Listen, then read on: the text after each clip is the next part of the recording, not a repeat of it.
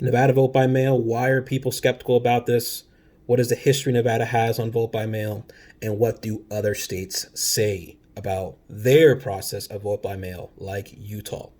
So I'm reading this article, Deseret News. I'm going to post it below in the description below.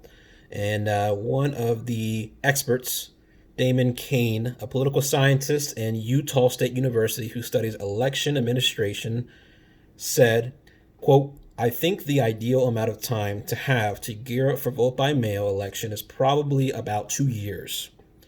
A full election cycle of time and adaptation, or for a full election cycle of time and adaptation. So preparation, making sure you have the staff, making sure they're trained, making sure we have everything of eliminating the loopholes to make sure it is a smooth process, just like in person voting. So we're supposed to believe that in 89 days, Nevada can come up with a smooth process, just like Utah, that literally takes 2 years worth of preparation to do vote by mail properly. This is why people are skeptical. Other reasons why people are skeptical here in Nevada is because the PUA unemployment has been irresponsible and fraudulent in the sense that they are not honoring or serving Nevadans for unemployment in dire need right now during a crisis. There has been cases of hacking, of information being spilled to hackers from the government side. This is shocking as well. So people have lost trust in the system of the government in Nevada in that case. So again, these are red flags that make people skeptical, that make people say, you think you're able to do vote by mail rights in 89 days, yet you can't get unemployment right here locally. Insane. Insane. This is why people are rationally skeptical about the government here in Nevada. Going from a historical stance of Nevada and what they've struggled with in the past, there's been local campaigns that we've done here for smaller vote by mail events here in Las Vegas.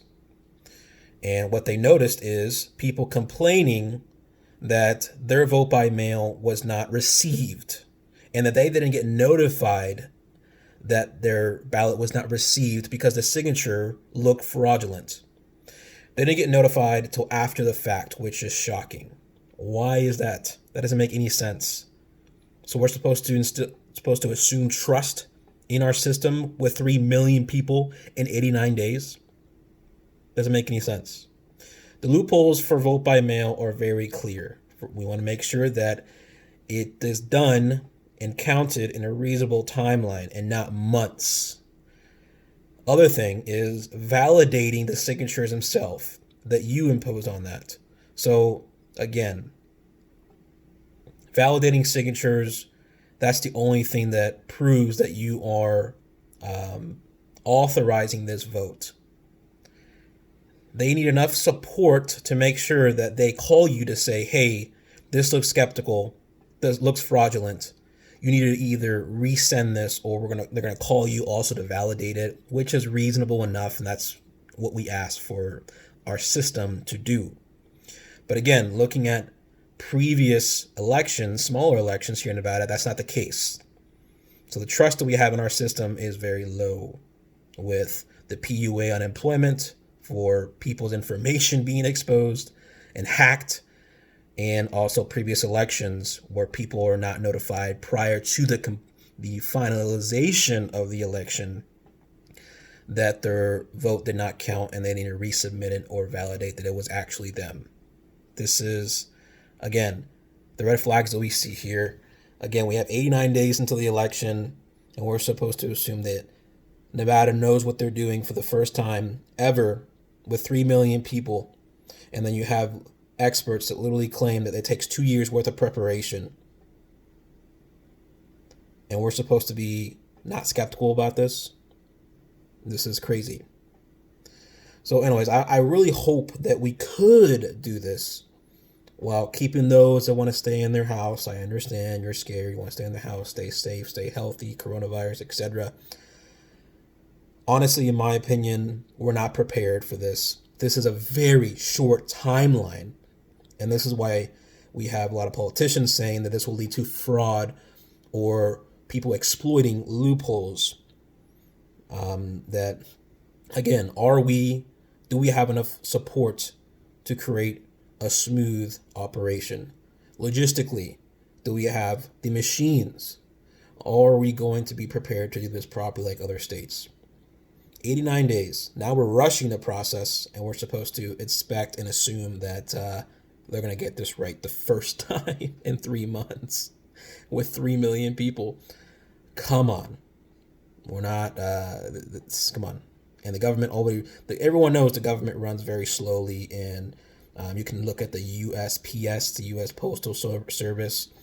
These guys run low in profit margins, and they don't know how to run and operate a business. This is why they're billions in debt. And people blame the federal government, but at the end of the day, they're their own entity as far as making profits and adapting to the times. But I digress. Anyways, guys, that's my 2 cents on this. I hope that we get an honest and ethical election. There is no fraudulent stuff. And that, another point is, how are we locally going to be able to distinct between if I want to vote by mail and also in person? Do they have a support? Do they have the training? Do they have the system in place to make sure that fraudulent cases like this is handled accordingly with a felony, prison time, or a fine? Again, if I want to vote twice, do vote by mail and in person, what system does Nevada have in place that are prepared to make sure that they can avoid these fraudulent votes? That's my question as well. But again, we'll see what happens. Sisolak claims with the bill that these charges will be a felony. But here's the thing. If you're caught, and I hope they have people in base to hold people accountable to make sure that every single vote is honest, ethical, and doesn't have any political biases. Thanks, guys. Appreciate you guys watching. God bless. Take care.